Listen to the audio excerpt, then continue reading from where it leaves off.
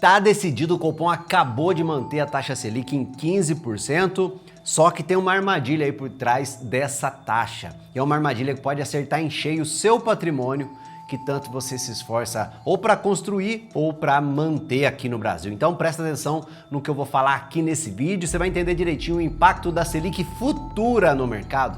Eu quero te mostrar com números se vale a pena ou não investir em renda fixa e em renda variável agora com a Selic mantida a 15%. Fica por aí.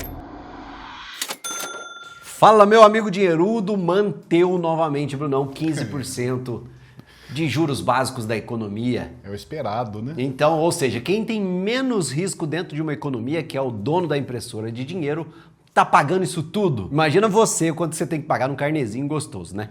É o esperado, mas não é o ideal, né? Exatamente. Esse é o ponto, Brunão. Na verdade, essa decisão foi sim o que o mercado suspeitou desde o princípio, mas muda e muito na forma como você faz os seus investimentos. O problema é que muita gente conclui que nada mudou, então tô de boa, né, Brunão? Então deixa lá quentinho. Deixa lá na renda fixa e continua sendo uma excelente opção de investimento. Mas será que é tanto assim? Meu amigo, não é desse jeito que o mercado funciona, tá? Ele é como se fosse uma velha raposa. O investidor profissional tá olhando lá na frente, ele não tá tomando decisão só com a taxa de juros de hoje, mas sim com a trajetória dos juros ao longo do tempo. E esse aqui é um conceito muito importante para quem investe em renda variável, né? As ações na bolsa de valores, os fundos imobiliários, enfim, e que pouca gente entende. O preço dos ativos é formado com base no quê? No futuro, não nas notícias de hoje. E é justamente por isso que mesmo com a Selic mantida a 15%, o mercado já se posiciona olhando para quando esse cenário vai mudar. E quando o mercado enxerga isso, ele já aproveita para fazer o quê? Para comprar ações de boas empresas por preços realmente baixos. E aí que está a importância dos juros futuros. Eles caíram bastante sim em 2025. Umas 2 semanas atrás eles chegaram a renovar as mínimas. Pra você ter uma ideia, o mercado trabalhava com uma taxa DI próxima de 12,7% para 2029. Depois, eles subiram um pouco por causa do cenário político. E olha que jogo de xadrez, né, Brunão? Que é uma mistura de economia com política. A gente falou lá no Jornal do Investidor, né? O Bolsonaro escolheu seu filho Flávio para ser o candidato a presidente na próxima eleição. Só que o mercado acha que o Flávio tem pouca chance de vencer. Se ficar dividindo a direita, se entrar outro, né? Outro concorrência, né? Você vai dividir os votos da direita. Exatamente isso. Exatamente. E nesse caso, o PT continuaria governando, então o mercado não estaria enxergando uma perspectiva de melhora nas contas públicas, na economia como um todo.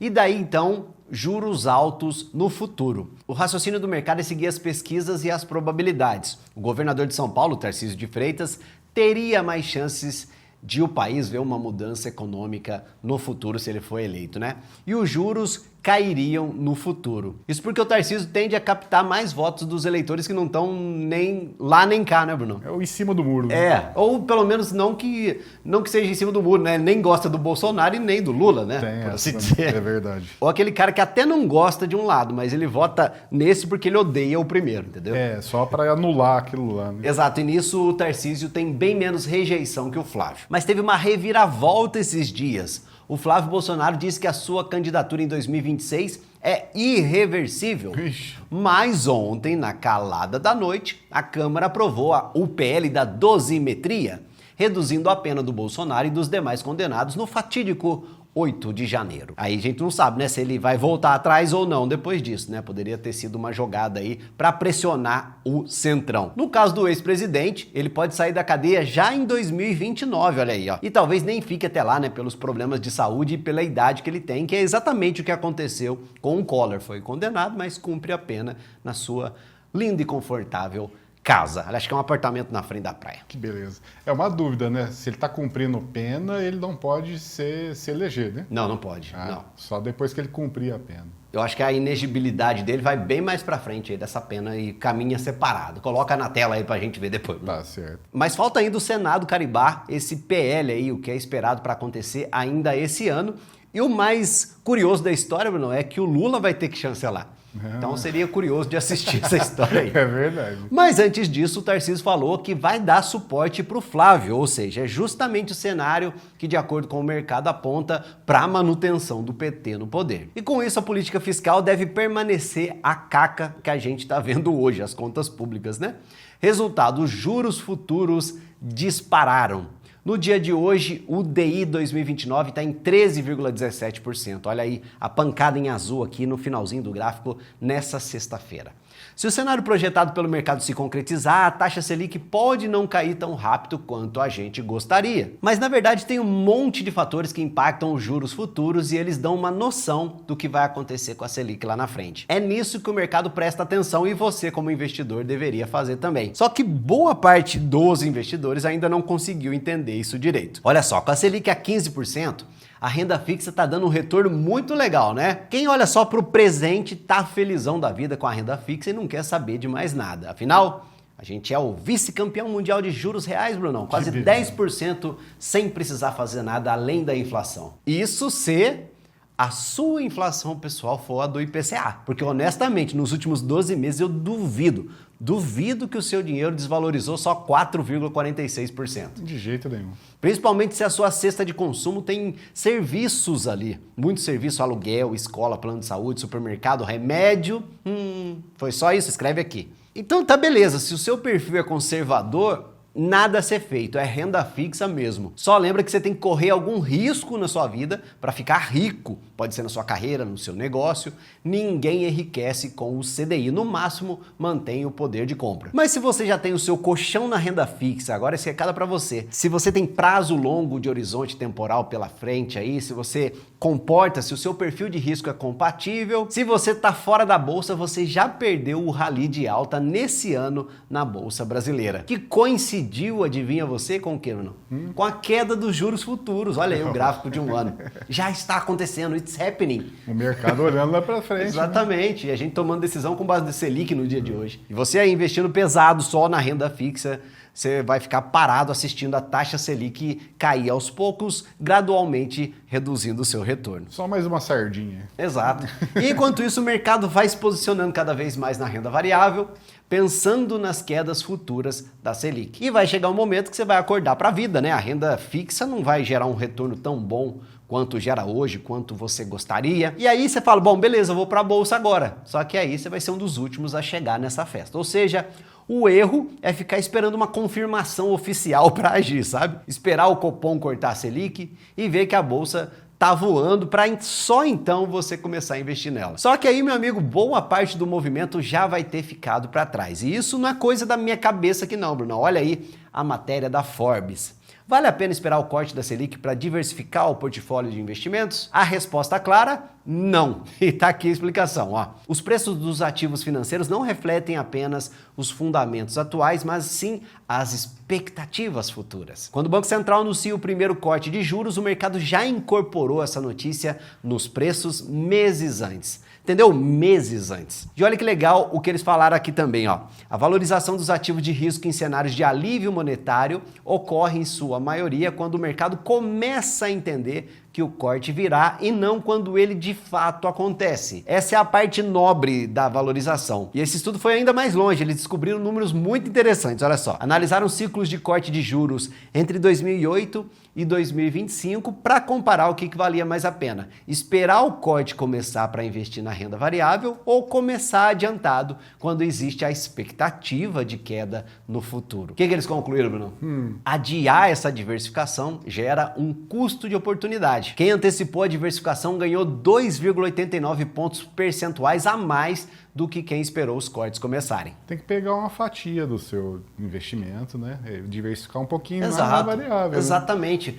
Ou se quiser fazer o simples, investir um pouquinho todo mês e sem preocupar, sabe, com o que está caro, o que está barato, comprando sempre um pouquinho todo mês. E não é só ações. Mas né? isso não é muito nobre, não é muito sofisticado, né? Então as pessoas acham que é simples demais para ser executado, enfim. Bom, esse estudo que eu falei considera o período entre 2008 e 2025. Olha aí que interessante uma das conclusões desse estudo. Quando começa o corte de juros, a bolsa anda de lado por cerca de um ano, porque a maior parte do retorno acontece durante a fase da expectativa. E tem mais um detalhe importante, a qualidade do corte faz uma enorme diferença. Se o Copom baixar os juros por pressão política, já vimos esse filme, né?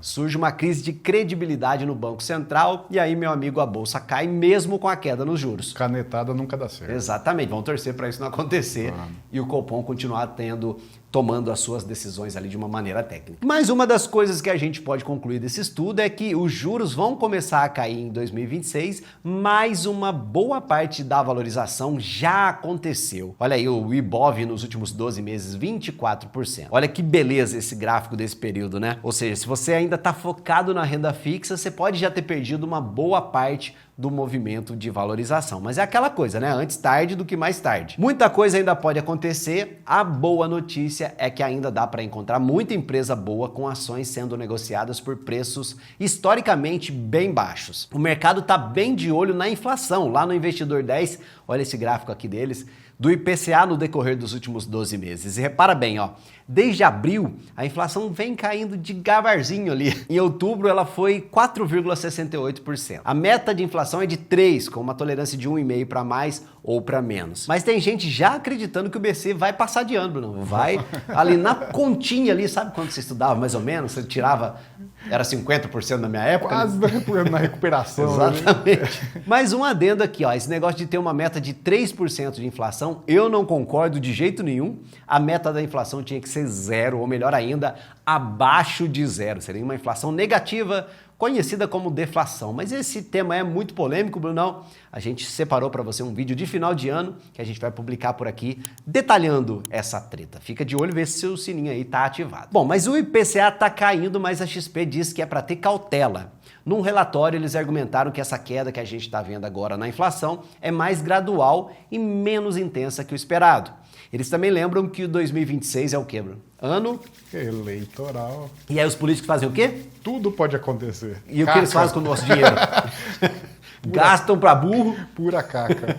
O que só vai dificultar a luta pela inflação, né? Pelo menos no Boletim Focus, a expectativa é que o IPCA feche o ano que vem em 4,16%, 2027 3,8%, já a Selic 12,25% no ano que vem e 10,5% em 2027. Mas o que eu quero que você guarde na cabeça é, se você tem o objetivo de construir um patrimônio rentável, e se o seu perfil de risco comporta o investimento em renda variável, não espera tudo ficar caro para você começar a comprar. E eu não estou falando de você pegar toda a sua grana que está em renda fixa e comprar ações, não.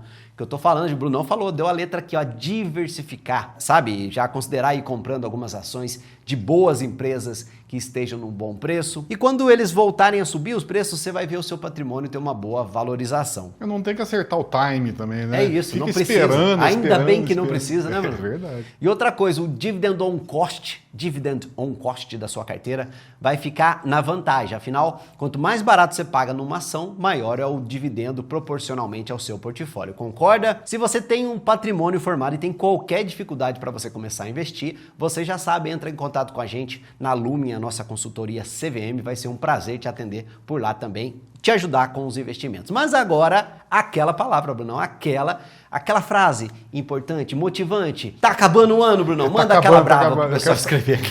Eu quero saber quem tá no quentinho aí da renda fixa, fala, tô no quentinho.